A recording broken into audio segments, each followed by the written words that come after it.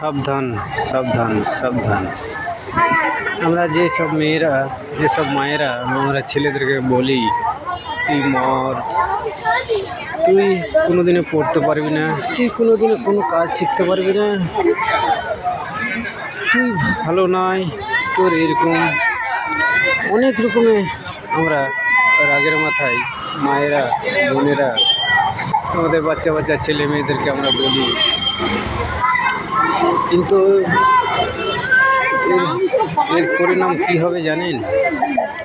আমরা যাই বলি না কেন আর যাই করি না কেন, সেটাই আল্লাহ সুবহানাহু ওয়া তাআলার কাছে কবুল বলে এবং